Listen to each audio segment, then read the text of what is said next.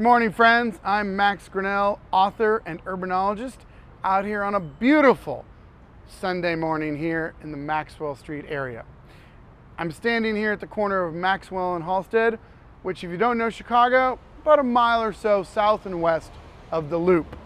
If we had been on this spot 50, 60, 70, 80 years ago, this area would be teeming with pushcart vendors, people hawking their wares, musicians playing music, and a wide selection of vibrant storefronts.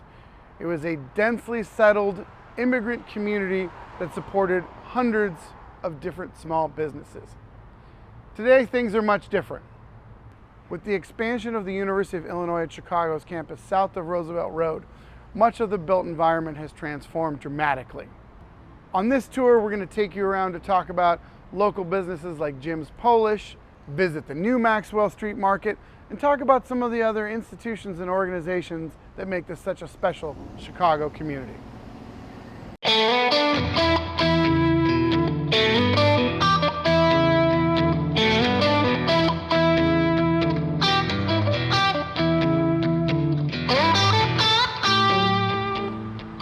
When I first moved to Chicago decades ago, I had a buddy in college who said, "We got to go to Jim's." And I said, "Jim who?" He said, "Don't worry about it, we're just going to Jim's." As it turns out, he was taking me to the one and only Jim's of Maxwell Street. He wasn't wrong when he told me it would be the best hot dog that I would have in Chicago. Now, I've had a lot of hot dogs in Chicago since that time, but I still feel that Jim's captures a lot of what it means to be in and around Maxwell Street, both historically and in the present day. If you think of Chicago, what comes to mind? People are going to talk to you about encased meats. And the encased meat I'm holding in my hand right now is the Jim's hot dog. Grilled onions, mustard, a couple of hot peppers. Usually it's just one hot pepper, so I'm guessing that they might like me. We got 2 peppers in here. Jim's story is the story of a lot of great Maxwell Street businesses. Jim Stefanovich started the business at Maxwell and Halsted in 1939. Over the past 80 years, the business has jumped around from location to location, never moving more than a block or 2 away from the original location. Right now, it's on South Union Street, and you can come by 24 hours a day, 7 days a week to try one of these amazing hot dogs.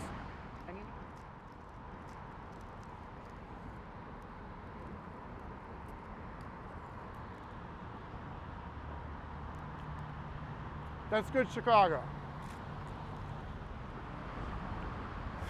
Friends, as much as I hate to leave Jim's, we have a lot more to see on this tour. We're going to walk over to Roosevelt Road and talk about one of the many famous entertainers who came out of the Maxwell Street community.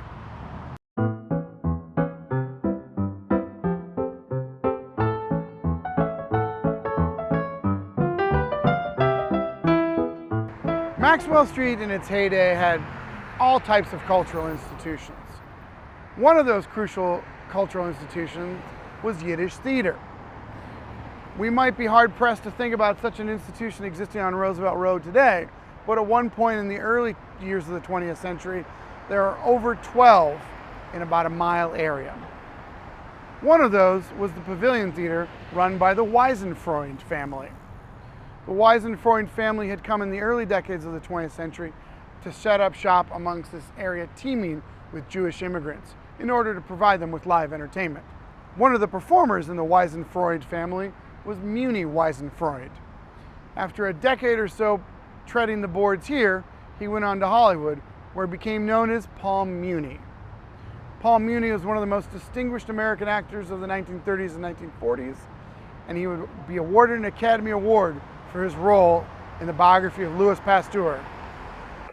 Fortunately, we found you in, monsieur. It's the wish of some that the Academy of Medicine honor you. Honor me? To be brief, Dr. Zarnoff here has been reading your recent statements in the journal. How do you do, Doctor? Monsieur?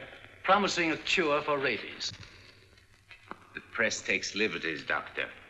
As usual, my remarks were grossly exaggerated. In other words, you have no grounds for making such a prediction? Grounds? Proof. No, not yet. I didn't think so. Friends, next we're going to head on over to the UIC police station and talk about its role in the Maxwell Street community.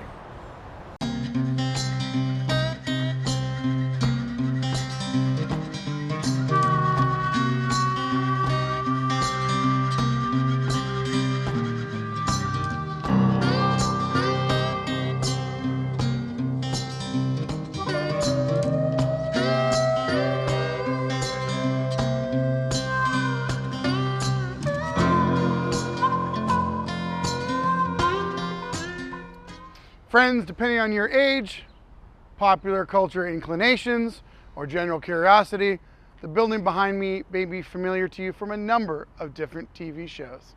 Hill Street Blues, anyone? Maybe Chicago Fire, Chicago Med, other Chicago procedural crime dramas. You've probably seen the Maxwell Street Police Station. Finished in 1888, this building established a certain solid presence of law and order in the Maxwell Street area. If you look behind me, you'll see those pressed red brick walls in Joliet limestone that establish a certain Herculean presence in the community. And the community certainly did benefit from policing of the time. In a district that had over 200,000 residents and new arrivals coming from all over the world, particularly Eastern Europe, the police station served a rather important focal point for the community. In 1998, the Chicago Police Department turned the building over to the UIC Police Department, continuing its presence as a security facility. And as previously mentioned, the building remains in popular demand as a filming location to establish what one critic called a certain genuine Chicago-ness. Friends, it's Sunday, so we're going to head on over and see who we can talk to at the Maxwell Street Market.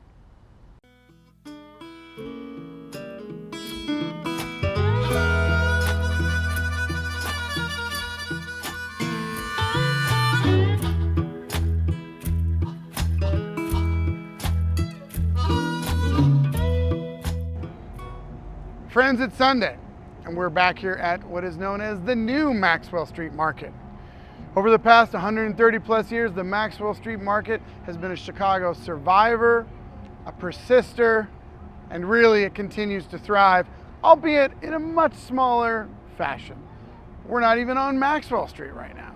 We're here where the market is today and has been since 2008, which is here on Des Plaines Street near Taylor. Now, on any given Sunday, you can come by, pick up some janitorial supplies, pick up some old LPs, find some old truck equipment. You can find a little bit of everything here. And of course, the old slogan of Maxwell Street used to be that the vendors would cheat you fair. The system of haggling, going back and forth, that is as common here as it is in many other large and wonderful cities around the world. Today, we're going to talk to a few vendors out in the market. But first, we're going to go hear some of that Chicago electrified blues as played by Vince.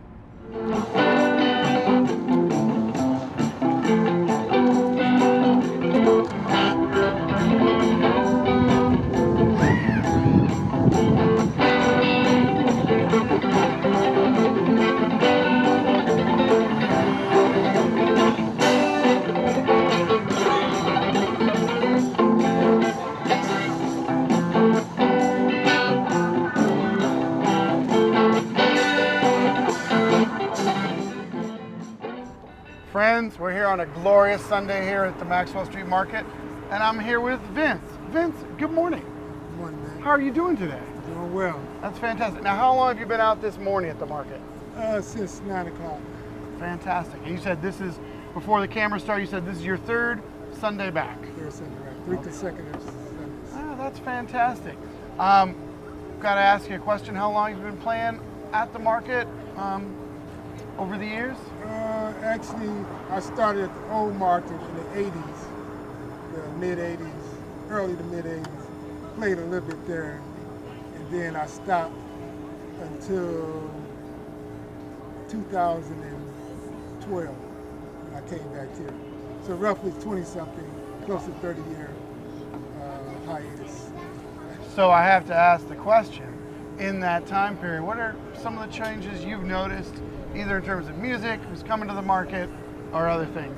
Well, everything has changed. I mean, the size of it changed, vendors, demographics, everything. So pretty much everything is it's like a new market. Different location, different people, different themes. So about the last thing, I guess, is the blues. Other than that, everything else has changed. So that's the perfect segue to my next question. What type of blues do you like to play? Are there people who have influenced you over your time as a musician? Oh yeah. BBT, Muddy Waters, Palumbo, Lightning Hopkins, Johnny Hooker, Albertine, Freddie King. So just a slew of people. Yeah. Now, do people come up and request songs? Occasionally, yes. What is the most popular song people come up and say, Vince, play this blank? Probably Thrill Is Gone. Muddy Waters, got my mojo working. And I just had a request for Obama, so now Obama is coming in there. Very nice. Will people ever pick more contemporary songs? Like, does everyone come up and say, play something, Yeah. you know? Yeah, it's going in that direction. Okay. Yeah. People will say, like, they'll mention, what, like a Lady Gaga or something like that? Not so much that, but more of a soulful type of, well, I should say, but not Lady Gaga, but kind of the neo soul type of thing. Okay. And some of the crossover Latin type of thing. Nice. That sounds great. Now, would you mind playing a little for us? Sure. Okay, that's fantastic. Thank you.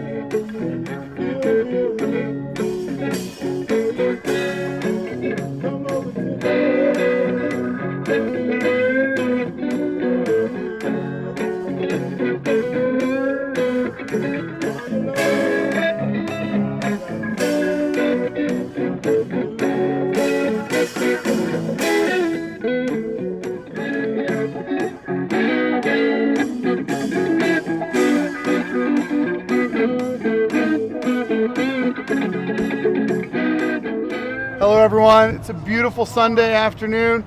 We're here at the Maxwell Street Market with Bruce Palumbo. Bruce, thank you for taking time out of your day and vending and talking to us. Okay, Bruce, how long have you been at the market? 56 years. 56 years. You have to have seen a lot of changes during that time. Yeah, certainly have. Yeah. What's your earliest memory of the market? Well, we started originally over Maxwell Street, obviously, and that was good. It was nice. It was a lot different. In the morning there, you were rocking at 6 o'clock in the morning, you know, and by 12 you were done. And then, you know, urban development came, and then they moved us over to Canal Street. It was, I want to say around 92, 93, right in there somewhere. And that went pretty good, and then they moved us over here. And every time we move, we shrink a little bit, you know. But, you know, times change, you know. Everybody don't go to the market, you know. Online, there's everything. That's just me. So 56 years ago, what were you selling at the market? I originally started with lemon shakes. Squeeze a lemon and sugar and shake it. That's what I originally started at the market. So, And then I moved up to just general merchandise. would you ever think of returning to the lemon shake? Is that a thing that you could still No. see yourself getting back into? No, it was a lot of work. I can imagine. Did you hand the people? You hand folks paper cup? Here's your lemon Yeah, shake. 16 ounce paper cups. And we had to shake them. We had to use crushed ice, and you know. Yeah, quite a production. Yeah, right. Exactly. Now, last year in COVID, no market. How did you deal with it? How did you cope? Like everybody else, I just stayed home. There wasn't, you know, a lot you could do about it. You know, it, you know how you get aggravated and you say, oh, geez, this is always happening to me. You got to remember, at the time, it was the whole world, you know, and that's the only way I cope with it. It's like the whole world is suffering, not just you, you know. It's not an inconvenience for just you, it's for everybody. Well said. So in 2021, the market's been back for a few months. What's really flying off from your stall? What are people you come back, they're always looking for? What are they looking for? Well, my big seller is pens and pencils. That everybody uses that. Right. That always sells. But the market isn't nowhere near what it was. But a lot of people don't want to come out and be in public. And a lot of people don't know about it. So I think it's going to take a while for it to get back to what it was. Well, I think you bring up something pretty important. People always do need writing utensils. Pens and pencils. You gotta do it. Sign a card receipt. Maybe if you're the kind of person who sends mail, a postcard like I like to send. You need a pen. You need a pencil. Bruce, thank you so much for your time.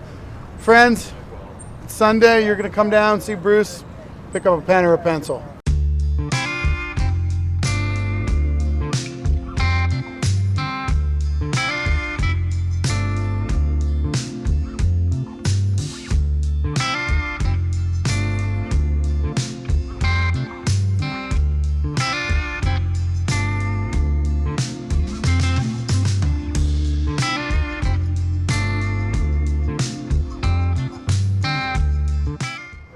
Friends, we're here at this bounteous stand of offerings. We have a little bit of everything.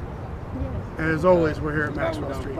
I'm here with Angelica. Thank you so much for taking this time. Tell us a little bit about how have things been for you over the last couple of years with the market and with the closure of the market last year because of COVID?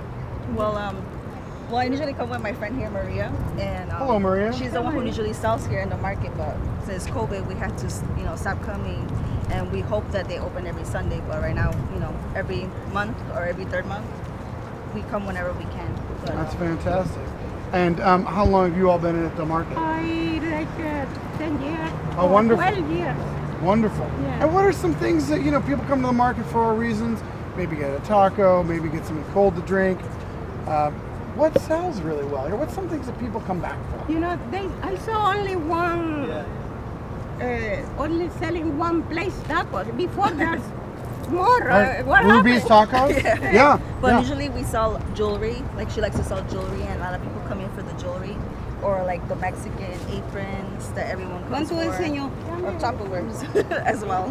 Or That's masks, and fantastic. masks too. People come down. Let me ask you a question. Sometimes the tradition of Maxwell Street, people like to haggle. Do you let people haggle with you?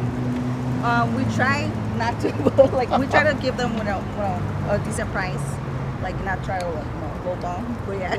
Okay, let's do a role play of haggle. Hey, this is so great, so great, so nice to meet you, Angelica. I love this apron. How much for this apron for me? How much for me? $10. $10.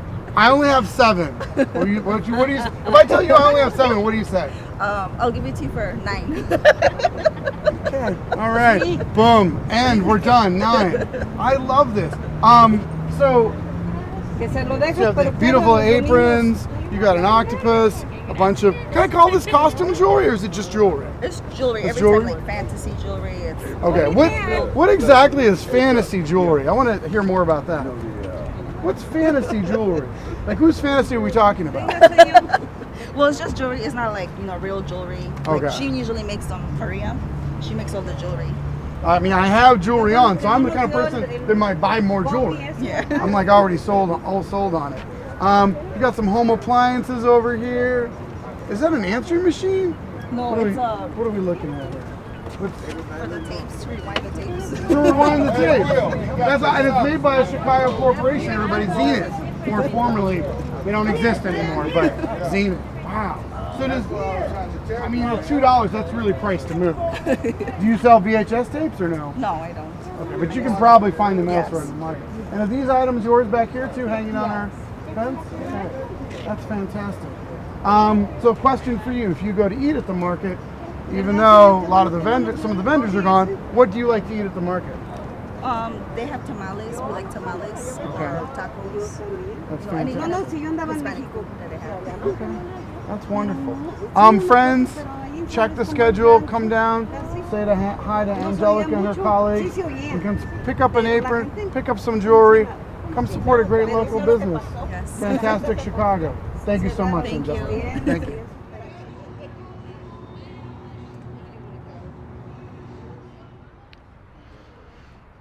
Friends, I've just picked up one of Maxwell Street's best tamales. I'm doing all I can not to take a bite out of it right now because it smells so darn good. Here we are, surrounded on a beautiful Sunday, surrounded by vendors selling everything from costume jewelry to this fine tamale to any number of other homemade goods.